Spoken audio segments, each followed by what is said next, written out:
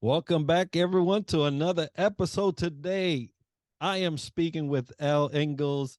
Elle is a highly trained professional violinist and instructor that became a high-performance coach and owner of Pressure-Free Living. She is the creator of Pressure-Free Method and is here to help you learn to manage your stress response, identify what it is doing to you, change behavior, and learn how to get your life back from the inside out. Elle, welcome to the show. Thank you so much, Enrique. I'm so happy to be here. And I love your shirt, by the way. Oh, thank you. Thank you. It is our slogan, success to you. Folks, we will be speaking about living a pressure-free life. And let me tell you, that is a mouthful when you're talking about how do you get there. But thankfully, I have Elle here to explain it all, and we'll get into that. But Elle, before we get into that, tell us a little bit about you. I think what I want to do is share 3 things that got me doing what I'm doing. Because I didn't just wake up and say, oh, I'm going to be a performance coach, right? It's not something usually people wake up to. So no, when I was a little girl, I wanted to do 2 things. I wanted to coach athletes and I wanted to conduct orchestras. Like those were my passions. And according to my high school guidance counselor, though, I was supposed to be an aerospace engineer. So, I kind of didn't go math and science. I went a different route, and I don't care if he's disappointed. But I think back to my senior year in high school, and I was our top 2-miler on our track team and working super, super hard because I wanted to run in college and I wanted to run at a Big Ten school. I wanted to run at Michigan, to be honest. And so working really hard, hit spring track season, ran the first race, and at the end I collapsed, which I never did. Like that was odd. Like I crumpled like to the ground, and my knees felt a little weird. Unbeknownst to me, I was training in the wrong shoes all winter, like doing all my runs in shoes that did not support the way my legs are designed. And we didn't know anything about that back in the 70s. We really didn't know.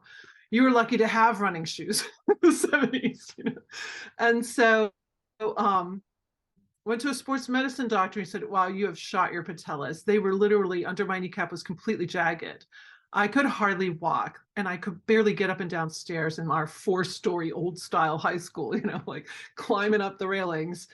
And so I got very depressed. Like this was my team. I loved my team. I was the distance captain. I was like so involved with my team. So I went to the coaches and I said, can I apprentice coach? Can I learn from you and I'll do anything you want. And of course they handed me a clipboard and suddenly I'm keeping all the splits, not keeping all the track, right? They want you to help, right? So I loved it. I loved every minute of it. And a weird thing started happening, especially at the big meets where both the boys and girls, we would be together at a big meet. This little line of students would be waiting to talk to me. Like I'd be over at high jump with doing the high jump with some kids, and this little line would form. And they were coming to me for words of assurance to help them calm down before events. So I've been playing violin since I was a little girl. I know how to be on stage. I know how to be calm before you take the stage. And I was just kind of sharing these tidbits with these students, and they were getting results. So so that was like this little nugget way back when I think about it. Then fast forward, I did go to the University of Michigan. My knees were still shot, but I got recruited to row. So and I very few girls lifted weights back then, but I actually had gone to one of the football coaches and trainers and I said, well, I want to learn how to lift weights. This is back in high school again, so I could like make this team. And so I was strong, and I ended up winning a spot my freshman year in the varsity boat and rowed for 3 years for them. And so I was an athlete, college athlete. And then I also, the first time I ever took a conducting class at Michigan, the conducting professor pulled me aside and said, you have talent to go all the way. Like you have what it takes. He And so he says, I want you to quit the program you're in, and I want to help design your own curriculum. So you can take some graduate level conducting courses and we can fast track you. So I ended up being the first woman ever in the graduate program at Michigan, which is an international program, like 200 people apply for 3 spots. And I did it. So broke a glass ceiling. I got to work with people like Leonard Bernstein, Kurt Mazur, like all the greats. I've been in their green rooms. I've been backstage with them. I've been like, they've grabbed my hand and said, no, this way, like do this, right? So incredible experience. And something weird happened there too.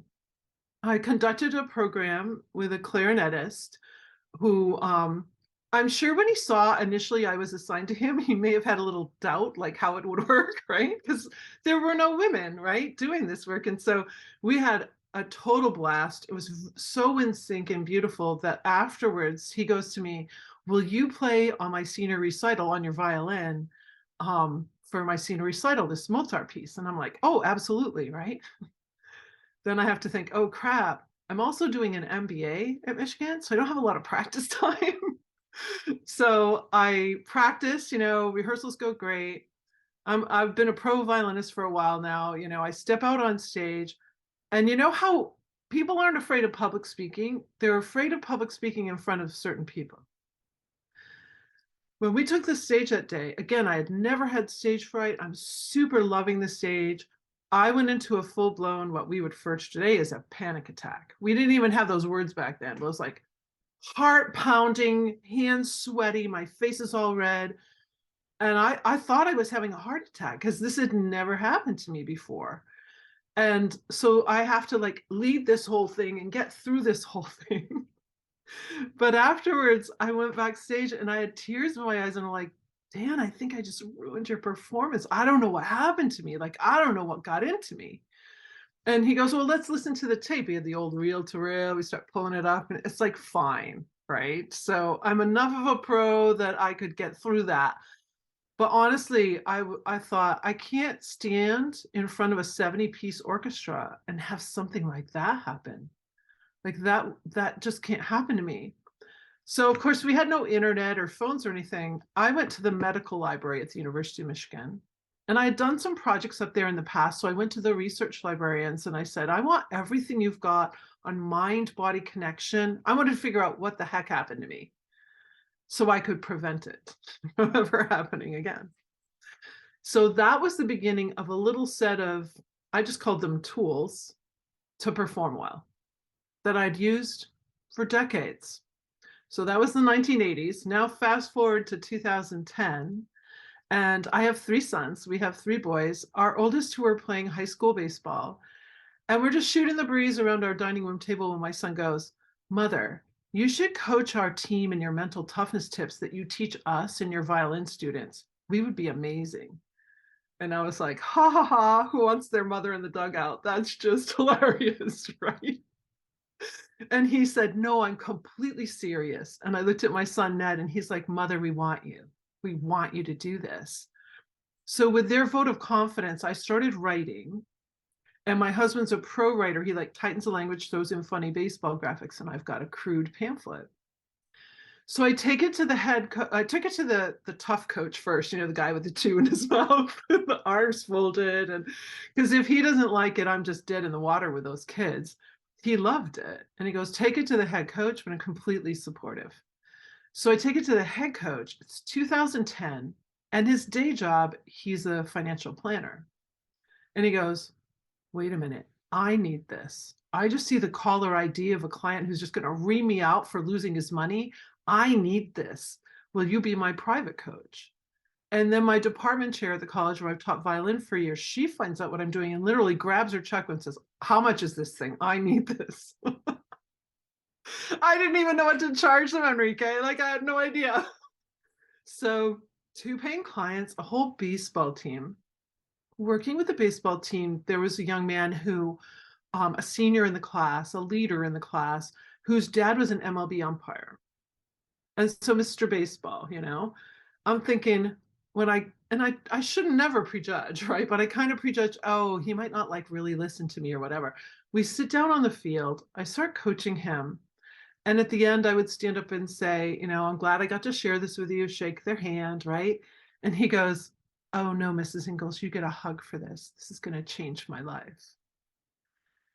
And honestly, it was like in that moment that I thought, I have something bigger here than I even begin to realize. Now I've coached hundreds of people privately, thousands of people in groups. Even just today, I got a message from a woman. She owns three sites for her practice. She has many doctors working under her. And she said for the first time in 6 years, she woke up and she was not tired.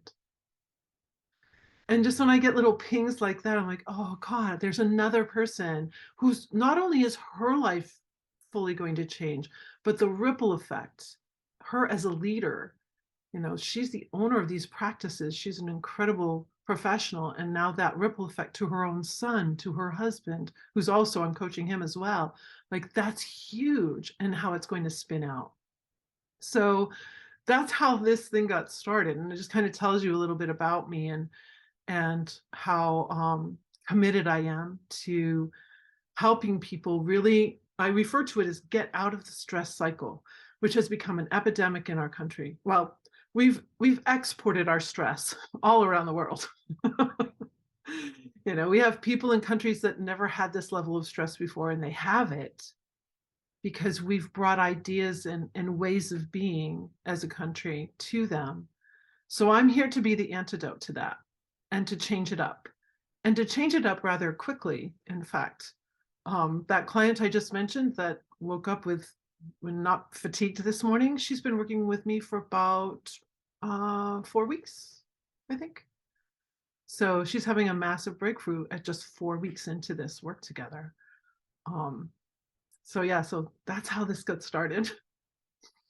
Well, that's absolutely amazing. Not only just the story, right? Because I could see you there, knees messed up, wondering where is my life gonna head from here?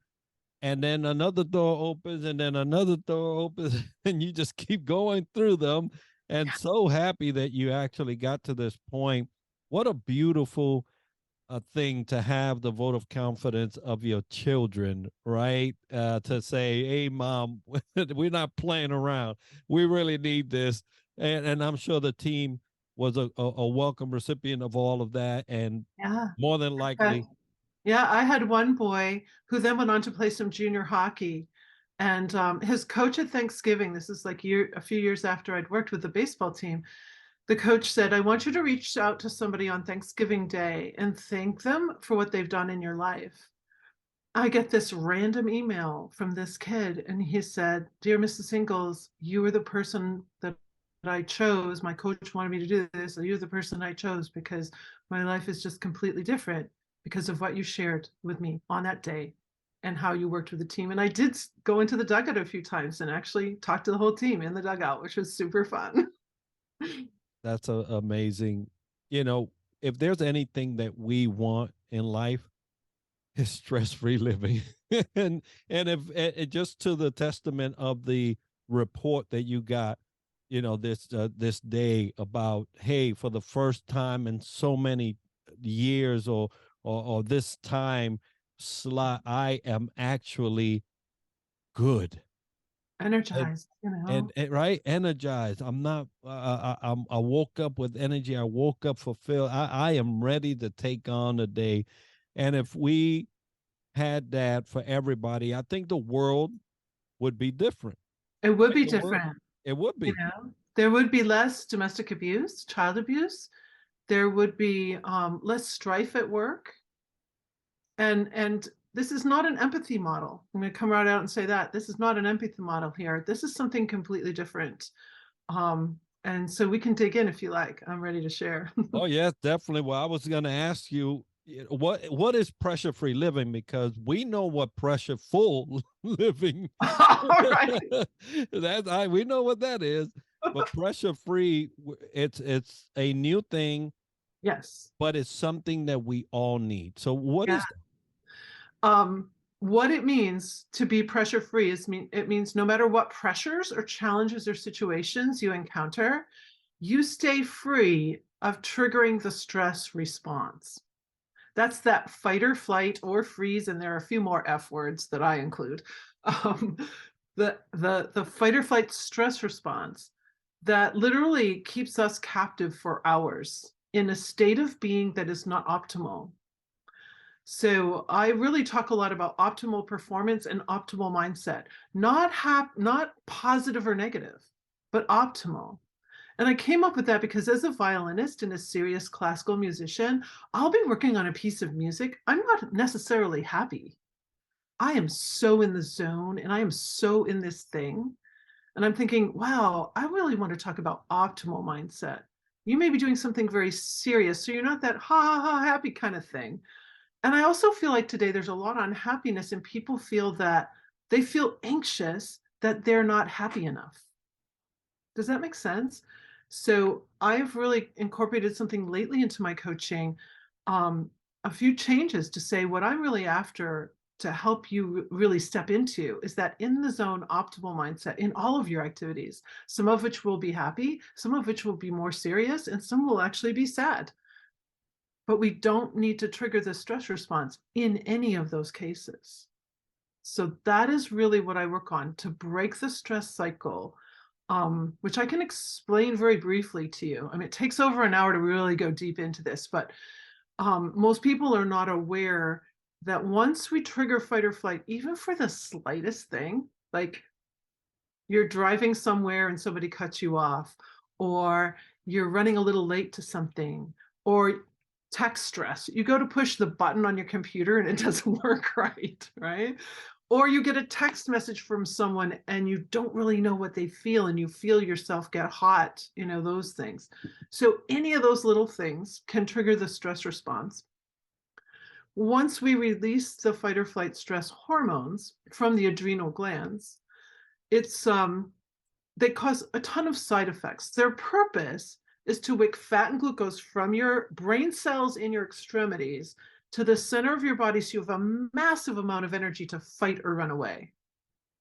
But you're just sitting there driving, or sitting at the doctor's office waiting for some test results, or waiting to take a test at school. What are all these little things we're doing? We're not fighting and we're not running away. So where does the fat go?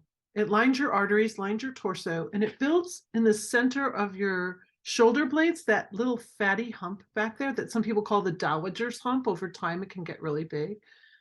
These are our fat stores in case we cannot get to food for a while. If we're stuck in the cave because the tiger's out there, we need these fat stores to draw from for our organs here in our brain. So that's why these fat, and I'm hypothesizing about the one at the bottom of our brainstem, but it's got to be the reason why, right? Like, why does the fat build there? We need fat for our brain to function. And we can't store it up here. There's no place for it.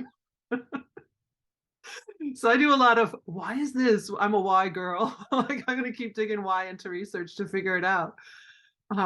So the side effects can include things like a sweaty face or a red face, your hands getting sweaty, your feet smelling, your feet. If you have smelly feet, you have a stress response issue.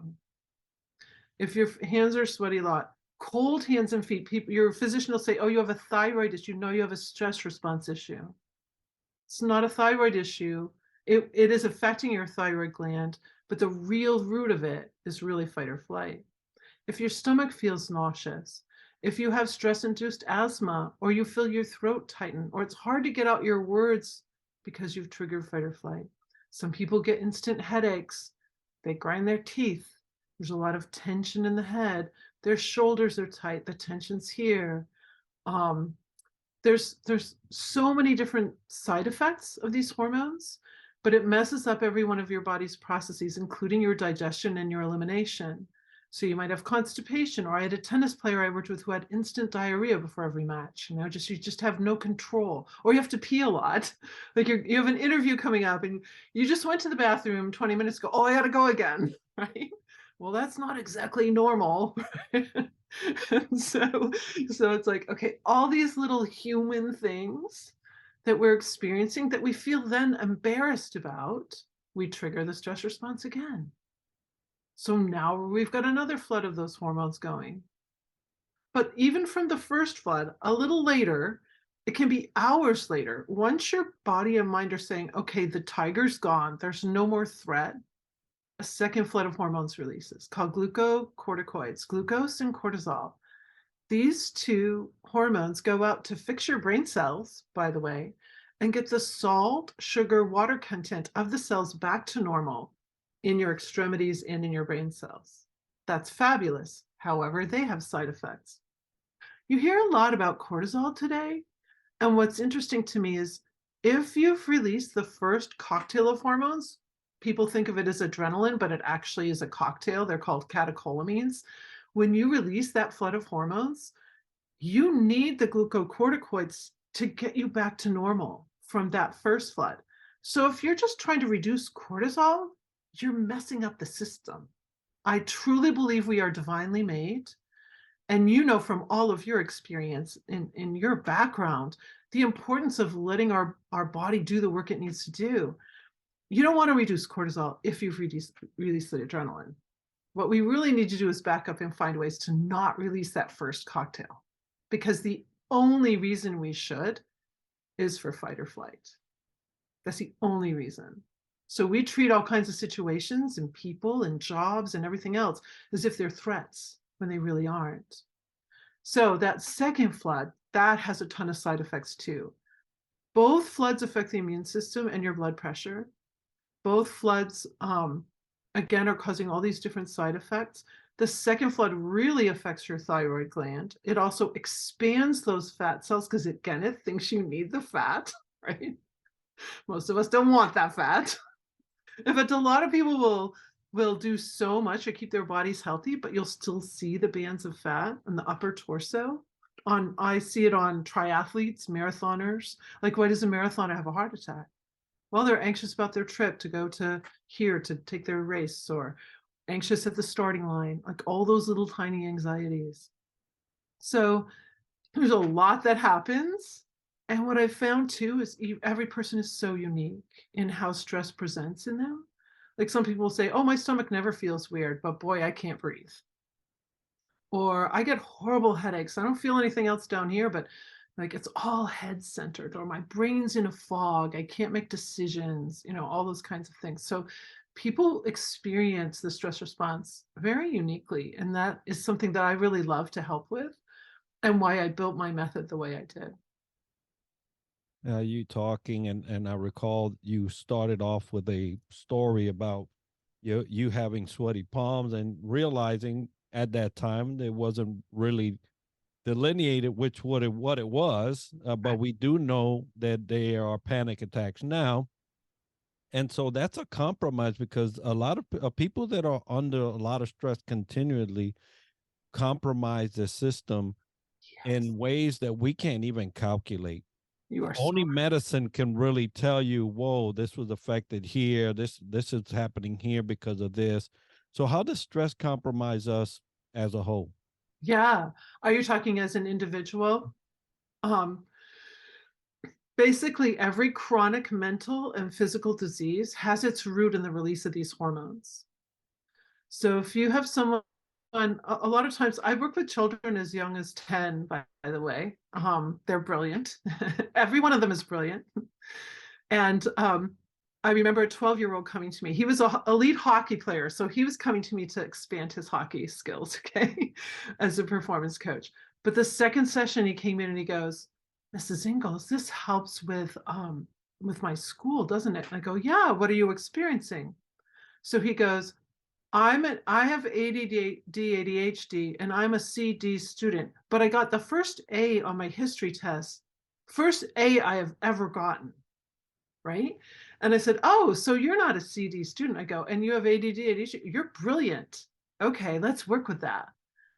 And you should have seen this kid's face when I said, you're brilliant.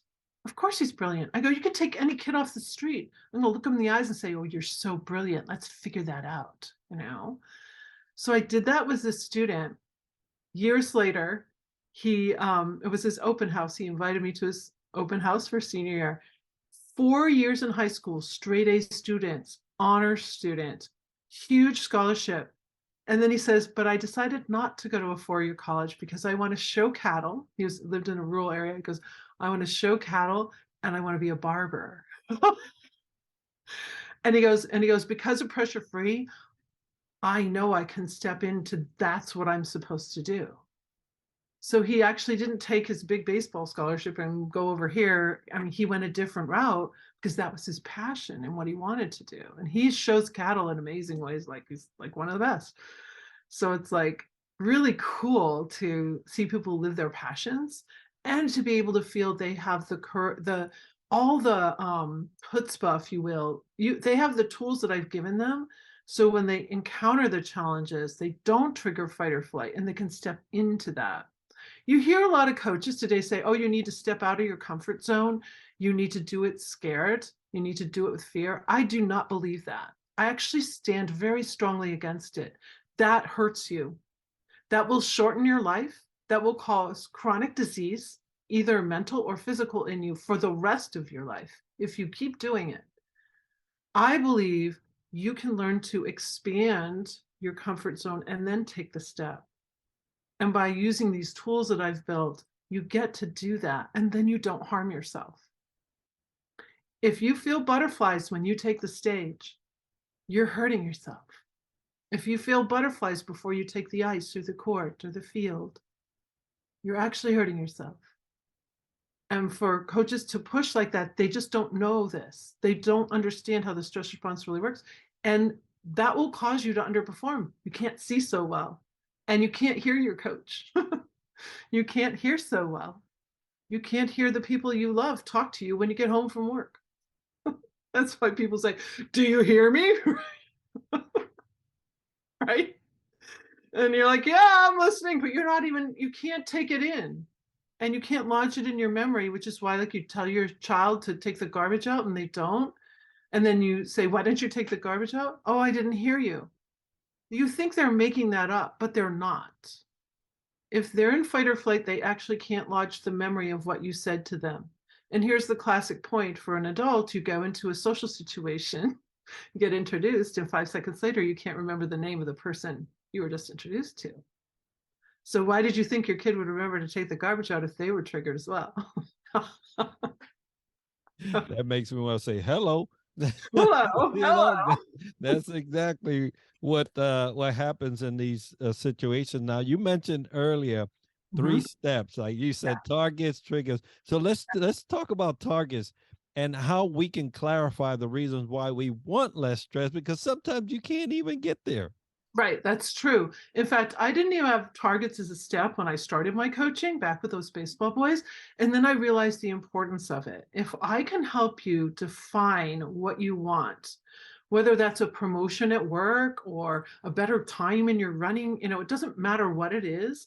And honestly, Enrique, sometimes people will say to me, they'll cry too, and they'll say, Elle, I just need to feel better.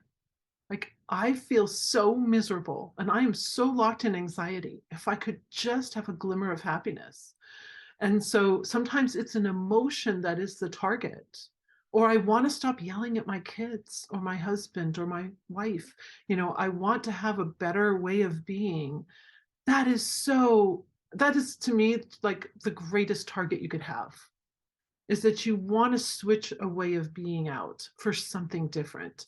But sometimes it is very tangible. I need to make money to support my family, or I'm taking on this new initiative and I'm so afraid, or whatever those things are, like the transition points from high school to college, into marriage, into all these little different things, or transitions between jobs. Those can be very stressful. It's like, what is it you're aiming for?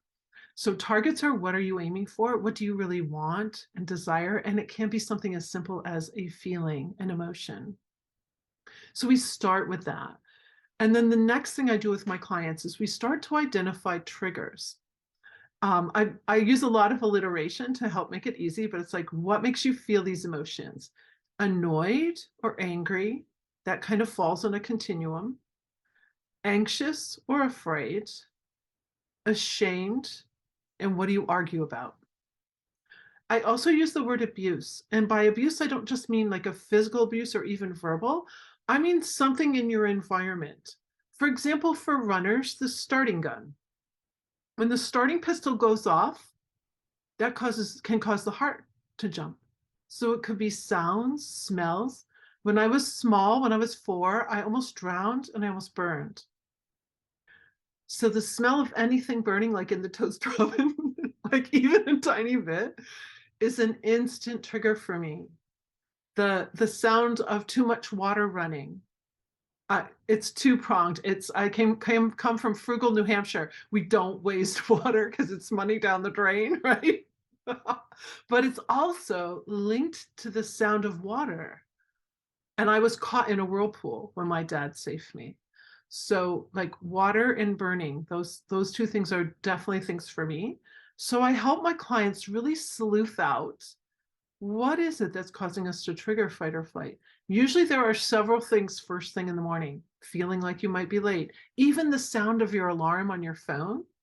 It could, or I had a gentleman who used his phone on vibrate on a hip, one of those hip holders. Every time it vibrated, he triggered fight or flight. It was like a taser because it meant somebody needs me, right?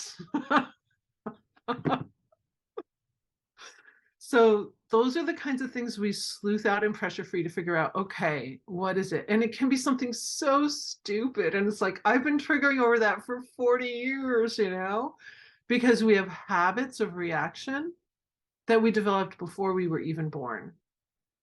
And they're generations old because we imitate not just our parents, coaches, teachers, peers, anyone we emulated will pick up on their little ways of being, and we'll trigger the stress response just like they did because we either thought it was cool, it was a peer, right? Or the clipboard throwing coach, oh, but he's the greatest coach in the world, so we pick up these little habits and they all get to be broken. We get to break them together. And that's what I was going to ask you next. Is it what's the secret What's the of secret? breaking these stress cycles? Because you Yeah, mentioned little habits that we form, and we just take them year after year to the they're next year. unconscious, they're unconscious. They've been working on us for a while. And so it was like kind of like a download from above. Years of research all came together in 2010 with those baseball boys and my clients, my first clients. It was like, oh, here it is. From a resting heart rate, we have about 10 seconds before the amygdala in the brain can tell the heart rate to charge up, can tell the adrenal glands to release that first cocktail of hormones. Well, 10 seconds is plenty of time to smile.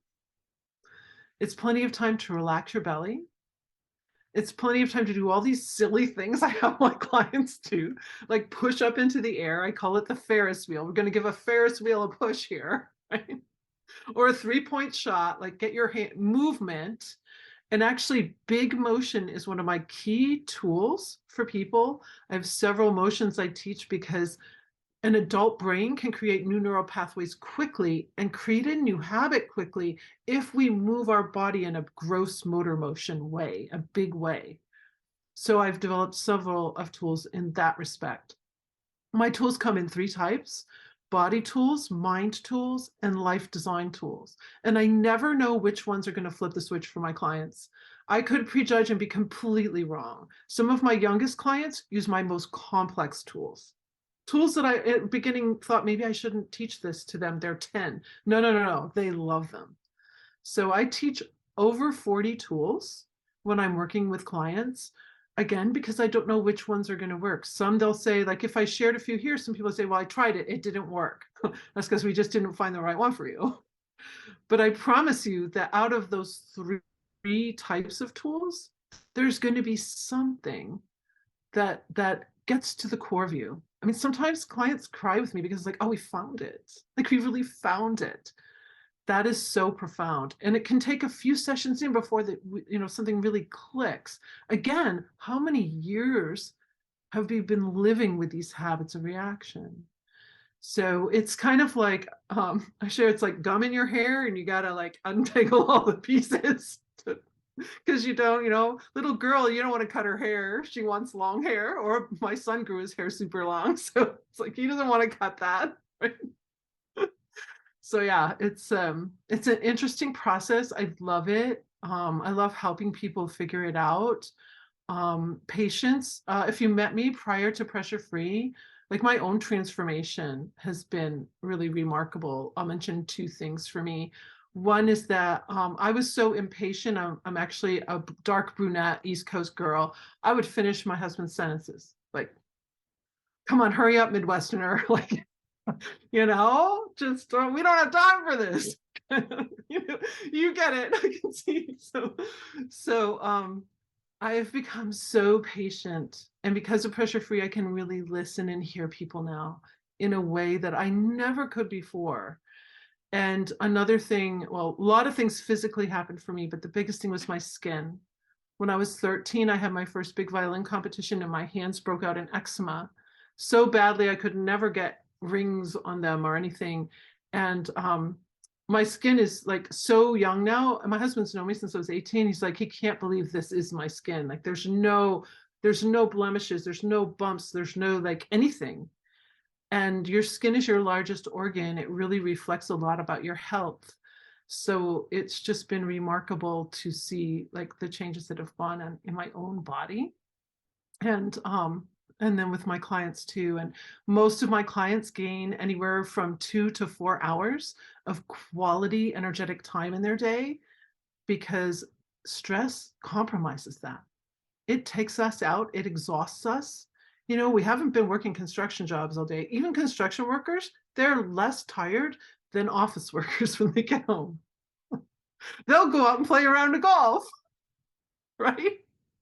But people who've worked in more brain intensive things, like they're exhausted, even though physically they didn't do much. That is the stress response in action.